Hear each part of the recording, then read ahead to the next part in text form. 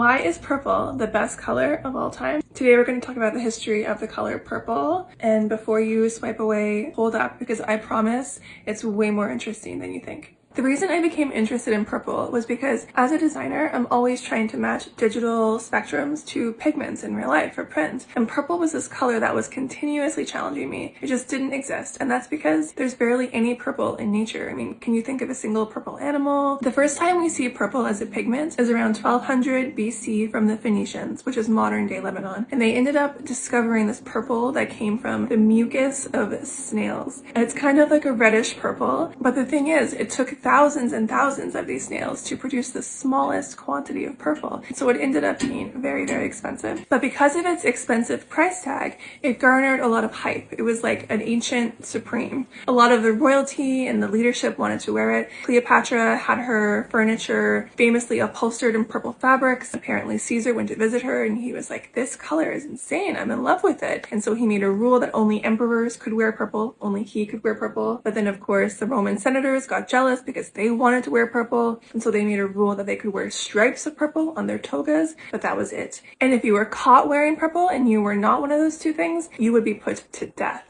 Pretty serious stuff. You don't fuck with purple. These laws and social guidelines around purple continue on for centuries. Even in England, apparently King Henry VIII had charged someone with treason for wearing purple. Queen Elizabeth I had rules that only the royal family could wear purple. Anyway, everything changes in the 19th century when finally a scientist discovers a synthetic purple, and it revolutionizes the color world, the art world. Once artists get their hands on it, we start seeing purple everywhere. From the Impressionists to the Expressionists to the Cubists. And this art movement very much transforms purple from a color of the elite to what I call the color of dreams. And perhaps this is why the counterculture picked it up in the 60s and 70s, because we cannot have a discussion about purple without honoring Jimi Hendrix's Purple Haze and Prince's Purple Rain. They are just some of the greatest legacies of purple. But purple very much becomes at this point a color of the counterculture. It's dreamy, it's ethereal, it's expressive, it's like blue but like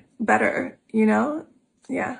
And if that doesn't make you fall in love with purple, then I don't know what will. What's your favorite color?